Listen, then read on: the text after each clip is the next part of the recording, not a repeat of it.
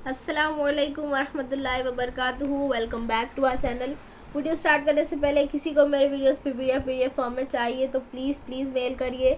कोई भी 9th-10th की क्वेश्चन आंसर्स अगर आपको चाहिए तो प्लीज़ मेल करिए, और कोई सजेशन कोई टॉपिक आपको वीडियो में चाहिए तो प्लीज़ नीचे कमेंट करिए। एंड साइंस का जो वीडियो है वो बनने को है, बट उस पर थोड़ा टाइम लगेगा। साइंस 2 आएगा इंशाल्लाह जल्दी, बट साइंस 1 में शायद थोड़ा टाइम लगे। आज जो है हम 10th स्टैंडर्ड का हिस्ट्री का 5th चैप्टर ज़रा अबलाग और तारीख पढ़ेंगे। So let's start the chapter. ज़रा अबलाग जैसा कि हम सब जानते हैं, phone, TV, radio, television, internet और ये सब चीज़ें वगैरह वगैरह जो है ज़रा अबलाग कहलाती है। ज़रा अबलाग का एक्चुअली वर्ड मीनिंग क्या होता है, तो ज़राए यानी ज़रिए की जमा जो है ज़राए है। ज़रिया यानी सोर्स होगा, कोई भी एक ज़रिया होगा जिसके ज़रिए हम पहुंचाएंगे खबर। और अबलाग यानी दूर तक पहुंचाना, यानी ज़रा अबलाग क्या होता है, किसी भी मालूमात को, किसी भी खबर को किसी ज़रिए से, किसी के ज़रिए, किसी के थ्रू दूर तक पहुंचाना। अब पुराने ज़माने में जो है बादशाह को खबर पूरे मुल्क में पहुंचाने में काफ़ी वक्त लगता था। अगर उसको कोई हुक्म जारी करना है या कोई जंग का ऐलान करना है, या लोगों को भर्ती करना है जंग में, या दूसरी किसी चीज़ के लिए उसको जो है खबर पहुंचानी अगर अवाम तक, तो बहुत टाइम लगता था। गांव मुनादी करवाई जाती थी, यानी नगाड़े बजाकर जो है लोगों को जमा किया जाता था। फिर उनको खबर बताई जाती थी और फिर वो 1 से 2, 2 से 3 जैसे करते पूरे गांव में, पूरे शहर में खबर फैल जाती थी। उसके बाद जब भारत में अंग्रेज़ों की आमद हुई और फिर छापाखाना की ईजाद हुई, तब जाकर जो है भारत में अखबारात का आगाज़ हुआ। और अखबारात की वजह से फिर जो शाये शुदा खबरें हैं वो हर तरफ पहुंचने में मदद मिलने लगी, हर तरफ लोगों को मालूमात मिलने लगी। और इस तरह जो है मालूमात और इल्म का अहम ज़रिया अखबारात बन गए। पहले जो है बहुत मुहीन काम, बहुत बारीक काम किया जाता था। अखबारात बनाने में बहुत डिफ़िकल्ट था। आप लोग यूट्यूब पर ज़रूर देखिएगा वो प्रोसेस के अखबारात कैसे बनते हैं। अब यहाँ पर अखबार की डेफिनेशन दी गई है टेक्स्ट बुक पे, जो अगर आप अखबार का आंसर पेपर में लिख रहे हैं तो इसको, इस लाइन को, इस पॉइंट को ज़रूर ऐड करिएगा, ये बहुत इंपॉर्टेंट है। डेफिनेशन इस तरह है कि खुसूसन खबरें, इदारिये, रायामा, इश्तिहारात, तफरीह व दिलचस्प मालूमात पर मुश्तमिल मुकर्ररा वक्त पर मुतवातिर शाये होकर तकसीम की जाने वाली नशरियात अखबार कहलाती है। यानी कि खुसूसन यानी ज़्यादातर जिसमें ख़बरें होती है, इसके अलावा अदारिये, राय आमा, जो लोगों की राय, एडवर्टाइजमेंट, तफरीह व दिलचस्पी की मालूमात, कहानियाँ, इन सब पर बेस्ड जो शय है, जो बराबर टाइम टू टाइम छपती है, यानी एक पर्टिकुलर टाइम पे वो छप के जो है बढ़ती है, तो वो अखबार कहलाती है। पुराने ज़माने में यक रंगी अखबार होते थे, ब्लैक एंड वाइट अखबार होते थे, जो आगे चलकर रंगीन अखबार में तब्दील हो गए। अखबारात में जो है मकामी, कौमी और आलमी नौइयत की मुख्तलिफ खबरें मुहैया करने का काम करता है। आप अगर अखबारात देखेंगे, अभी के पुराने किसी भी तरह के अखबार देखेंगे तो उसमें जो है हर पेज पे एक हेडलाइन होती है, ऊपर मकामी यानी लोकल खबरें, फिर नेशनल खबरें होती है, स्टेट वाइज भी होती है, और फिर जो है आलमी खबरें, इंटरनेशनल लेवल पे जो खबरें वो दी जाती है। तो इस तरह अखबारात जो है मौजूदा ज़माने के रुझानात के इंदराज का तारीखी दस्तावेज़ात, यानी आज क्या हो रहा है, देश में क्या हुआ है, दुनिया में क्या हुआ है, इसका इंदराज करके वो एक तारीखी दस्तावेज़ बन गए। अब अखबारात की इब्तिदा और आगाज़ कैसे हुआ वो देखेंगे। तो ईसवी सदी से कब्ल में मिस्र में जो है सरकारी हुक्मनामों की कुंदा तहरीरें अवामी जगहों पर लगाई जाती थी। यानी क्या होता था, पहले पत्थर की बड़ी सिलों पर जो है, जो भी सरकार का हुक्म होता था, बादशाह का हुक्म होता था, उसे उस पर कुंदा किया जाता था और फिर उसे अवामी जगहों पर जाकर रख दिया जाता था। इस तरह जो है लोगों तक जो है खबरें पहुंचाई जाती थी, हुक्म पहुंचाए जाते थे। फिर उसके बाद कदीम रोमन हुकूमत में सरकारी हुक्म कागज़ पर लिखा जाने लगा और वो कागज़ मुख्तलिफ सूबों में तकसीम किया जाता था, जिसमें मुल्क और दारुल हुकूमत के वाक़यात की मालूमात होती थी। यानी एक तरह कह सकते हैं पहला अखबार होगा दुनिया का, क्योंकि इसमें जो है खबरें, जो भी हुक्मनामे थे वो लिख दिए जाते थे और फिर उसमें जो दस्तखत होती थी, मोहर लगती थी, और वो फिर जो है तकसीम किया जाता था ताकि लोगों को उसकी खबर हो जाए। जूलियस सीजर की निगरानी में निकलने वाला एक्टा डायरना नामी अखबार रोम में अवामी जगहों पर चिस्पा किया जाता था। यानी एक्टा डायरना जो ये अखबार था, ये रोम में जो है जगह जगह पर एक नोटिस बोर्ड का बनाया जाता था, एक हिस्सा वहाँ पर जो है चिपका दिया जाता था ताकि लोग आते जाते जो है खबरें पढ़ सके। फिर इंग्लैंड में लड़ाइयों या अहम वाक़यात के वर्ग जो है वक्तन फ़ौक्तन तकसीम किए जाते थे, वर्ल्ड वॉर के टाइम पर भी, और जैसे इंकलाब के वक्त भी जब लड़ाइयाँ चलती थी उसके वाक़यात जो है, जैसे आज हमें पैम्पलेट्स मिलते हैं वैसे उन लोग शाये करके जो है लोगों में तकसीम करते थे ताकि हर एक को जो है लड़ाई के अहम वाकयात के बारे में इल्म होता रहे। इसके अलावा सराय या मेहमान खाने में जब मुसाफिर क़याम करते, जैसे रेस्ट हाउस वगैरह होटल्स में जैसे मुसाफिर रुकते, तो वहाँ के आसपास के लोग जो है बातें मिर्च मसाला लगाकर बयान करते थे, यानी बढ़ा चढ़ा कर उन लोगों से बताते थे कि एक वक्त हमारे यहाँ पे ऐसा हुआ था, वैसा हुआ था, उस वक्त ये हुआ, बादशाह ने ऐसा किया वैसा किया। तो इस तरह लोग जो है मकामी लोग अपने इलाके की बातें बताते थे मुसाफिरों को। उसके अलावा बादशाह के नुमाइंदे मुख्तलिफ जगहों पर मौजूद होते थे जो ताज़ा तरीन खबरें अवाम तक पहुंचाते थे, दरबार तक पहुंचाते थे। अब भारत में अखबार देखेंगे तो भारत का पहला अंग्रेजी अखबार जो है वो बंगाल गजेट या उसे कलकत्ता जनरल एडवर्टाइजर भी कहते हैं। ये जो है 29 जनवरी 1780 से शाया होना शुरू हुआ और इसके बानी थे जेम्स ऑगस्टस हिकी, जो आयरलैंड से ताल्लुक रखते थे, यानी आयरिश थे वो। यहाँ आप तस्वीर में देख सकते हैं। बंगाल गजेट भारत का पहला अंग्रेजी अखबार था। ये जो है खानापुरी में काफ़ी जगहों पर पूछा जाता है। इसके अलावा जो है गलत जोड़ियों में भी पूछा जाता है नाम और उनके एडिटर के बारे में। अब ये नेक्स्ट अखबार है दर्पण, जो भारत का पहला खुद का बनाया हुआ, मतलब जिस भारती ने शुरू किया था 1883 में मुंबई से शुरू हुआ था। बाल शास्त्री जाम्बेकर ने इसे शुरू किया था। इसमें किस किस्म की खबरें होती थी? सियासी, माशी, समाजी और तहजीबी तारीख का, जिससे पता चलता है। खबरें ऐसी होती थी कि कंपनी सरकार के 3 इलाकों के हिसाब किताब की फहरिस्त शाया की जाती थी। फिर किन ममालिक पर रूस की जानिब से हमला होने का अंदेशा है, शहर की सफाई के लिए तंजीमों का तकर्रुर और हिंदू बेवाओं की दोबारा शादी, कलकत्ता में थिएटर की इब्तिदा, राजा राम मोहन रॉय की इंग्लिस्तान में कारकर्दगी, जैसे अलग अलग मौज़ूआत पर जो है मज़ामीन इस अखबार में शाये किए जाते थे, आर्टिकल्स लिखे जाते थे ताकि लोगों में बेदारी आ सके, लोगों को भी खबर हो सके।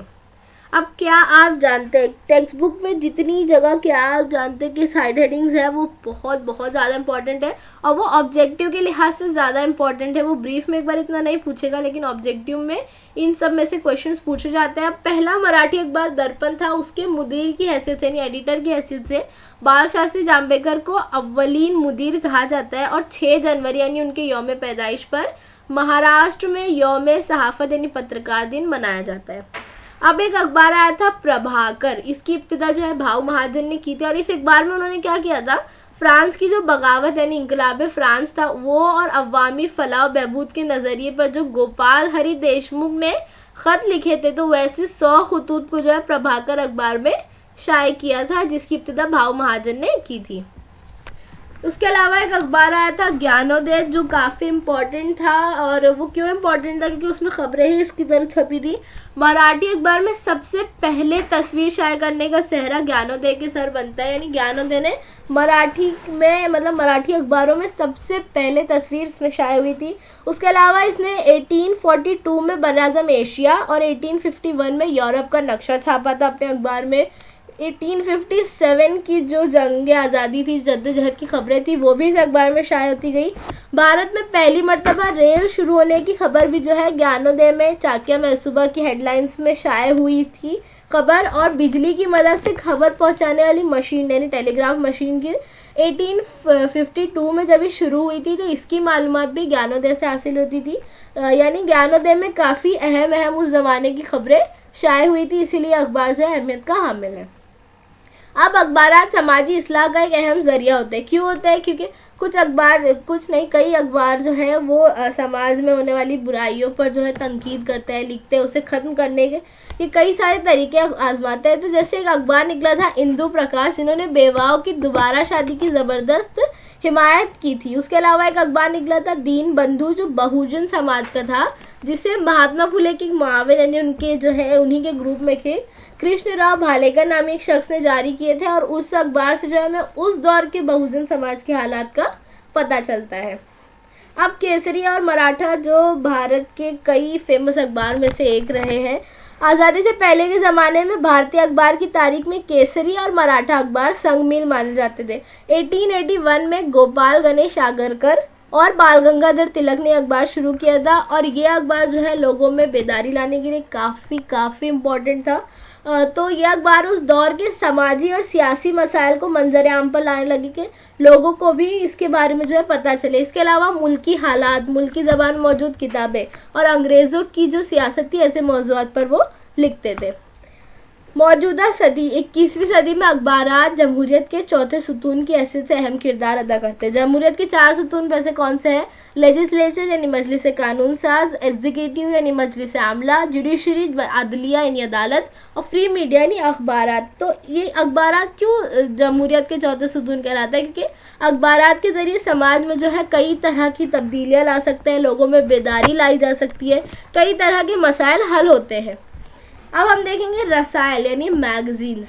मुकर्ररा वक्त में शाये होने वाले नशरियाती अदब को रसायल कहते हैं, यानी जो एक पर्टिकुलर टाइम पर जो है एक बुक की शेप में, जो है बुक के फॉर्म में एक जो अदब शाये होता है उसे मैगजीन कहते हैं। और मैगजीन कई किस्म की आप भी पढ़ते हैं, कई किस्म की। तो टाइम पीरियड के हिसाब से इसकी किस्में है। हफ्त रोज़ा यानी जो हर हफ्ते निकलती है, 15 रोज़ा जो हर 15 दिन में शाये होती है, माहनामा यानी कि जो हर महीने शाये होती है, 2 माही जो हर 2 महीने में मिलती है, सहमाही जो हर 3 महीने में मिलती है, शिशमाही जो हर 6 महीने में मिलती है, और सालाना जो हर साल मतलब पूरे साल में एक ही बार शाये होती है। अब जो है जदीद ज़माने में जो है ई अखबार, ये करके एक साइड हेडिंग है। तो ई अखबार जो है आजकल काफ़ी फेमस है, इवन मैं पर्सनली भी ये यूज़ करती हूँ। क्या है कि आप गूगल पर या दूसरी वेबसाइट्स पर, अब तो इसके ऐप भी निकल गए, अलग अलग न्यूज़पेपर आप ऑनलाइन पढ़ सकते हैं, जो काफ़ी अच्छे से उन लोग जो है डेट वाइज और अलग अलग सेक्शन वाइज उसको उन लोगों ने अपनी वेबसाइट पर बना के रखा है। तो आप गूगल पर सर्च करेंगे तो आपको ऐसे कई न्यूज़पेपर्स पढ़ने मिलेंगे।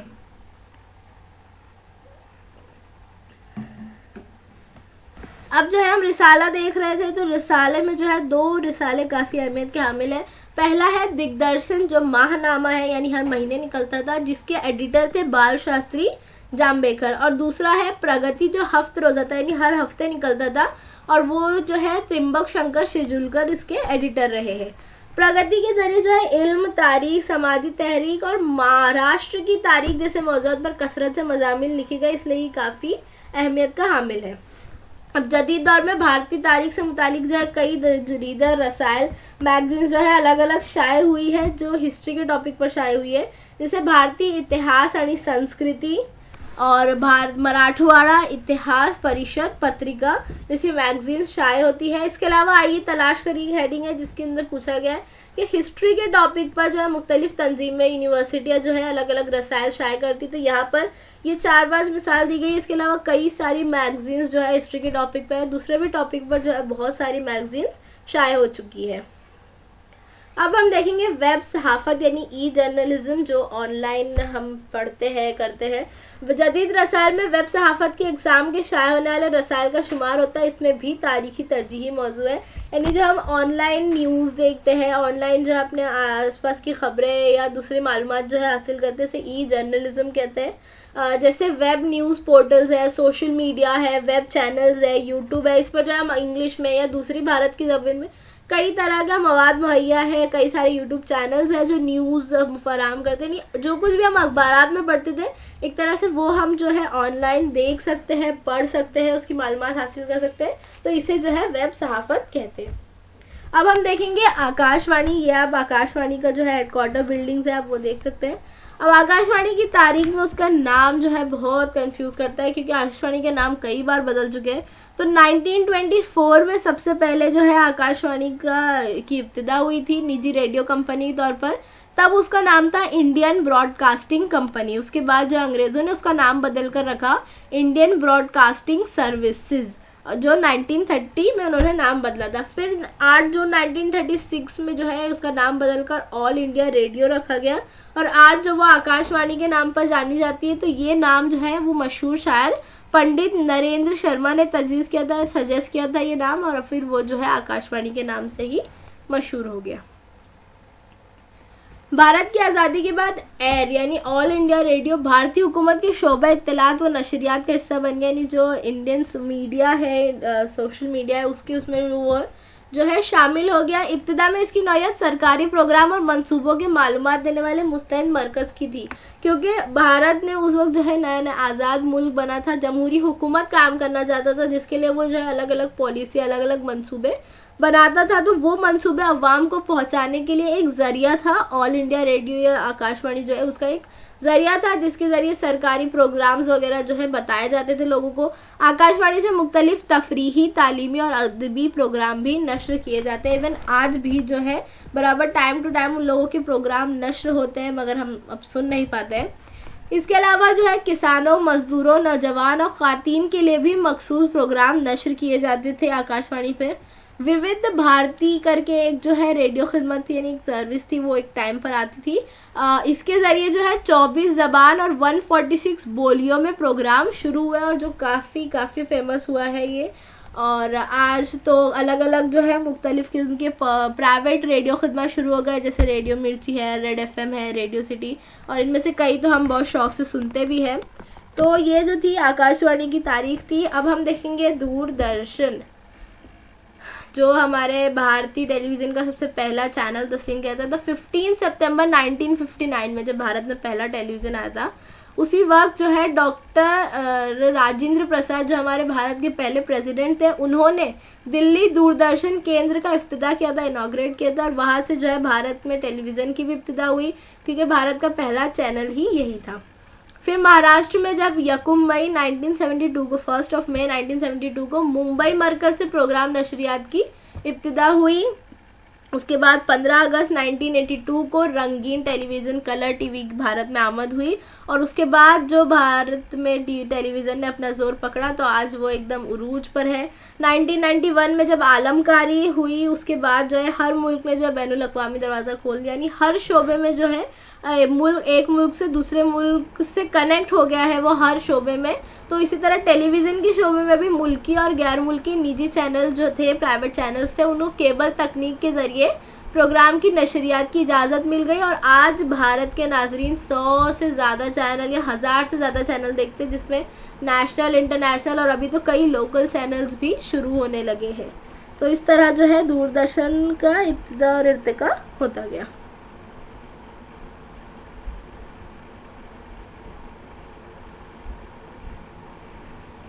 अब ज़राए इब्लाग की ज़रूरत, वैसे इस टॉपिक पर ज़्यादा कुछ बताने की ज़रूरत नहीं है, फिर भी देखते हैं।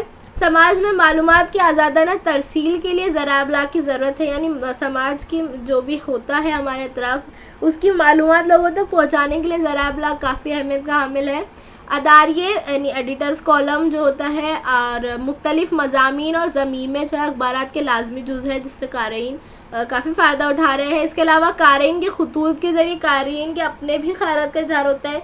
जैसे आप न्यूज़पेपर जो लोग पढ़ते हैं उन्हें बहुत अच्छे से पता होगा, इवन न्यूज़पेपर नहीं, बाकी जगहों पर भी जो है हम अपने फीलिंग्स का इज़हार करते हैं, हम कमेंट वगैरह करते हैं। तो इस तरह जो है जैसे सरकार की कोई पॉलिसी पर हमारी राय पूछी गई, तो मस्बत मनफी कई तरह के ख्यालात जो है लोगों तक, एक दूसरे तक हम पढ़ते हैं, हम दूसरों का पढ़ते हैं, कोई हमारे ख्यालात पढ़ता है। तो इस तरह जो है लोग एक दूसरे से इंटरेक्ट हो पाते हैं सोशल मीडिया के ज़रिए, और हुकूमत से भी कनेक्ट हो पाते हैं। तो इस तरह ये जमहूरियत का चौथा सुतून भी करार दिया जाता है। इसके अलावा टेलीविज़न जो समय व बसरी ज़रिया है, समय बसरी यानी हम इसे देख भी सकते हैं और सुन भी सकते हैं। इसने जो है अखबारात और आकाशवाणी की हदों को फलां कर, यानी इनको पीछे छोड़कर हकीकतन क्या हुआ ये दिखाने का आगाज़ किया। अखबार में जो हम पढ़ते थे, आकाशवाणी में हम सुनते थे, लेकिन टेलीविज़न में जो है हम आंखों से देख भी सकते हैं, सुन भी सकते हैं। तो आंखों देखा हाल दिखाने के लिए जो है टेलीविज़न का कोई मुतबादिल नहीं है।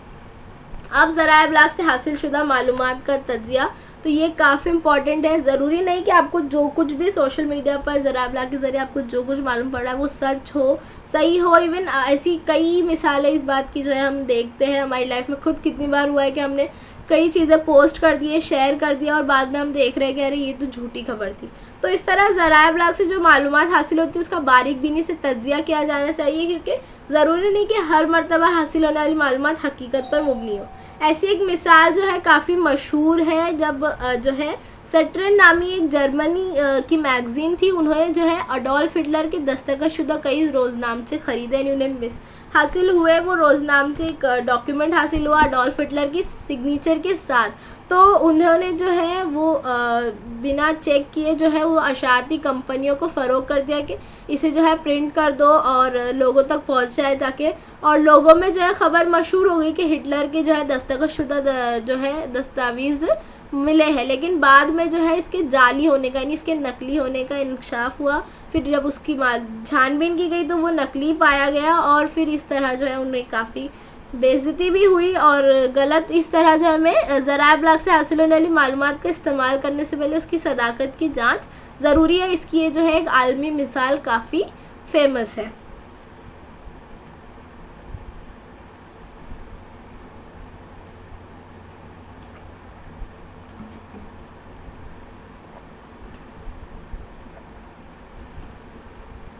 अब एक टॉपिक रह गया मुतालिका पेशावराना शोबे। बहुत इजी, बहुत सिंपल है, आपकी टेक्स्ट बुक में कुछ एक्सप्लेन करने ऐसा नहीं है, तो आप लोग ज़रूर पढ़िएगा। उम्मीद है आपको ये चैप्टर समझा होगा। कोई कंफ्यूजन होगा तो कमेंट करिए। Like, comment, share and subscribe to my channel. Thank you for watching. Bye bye.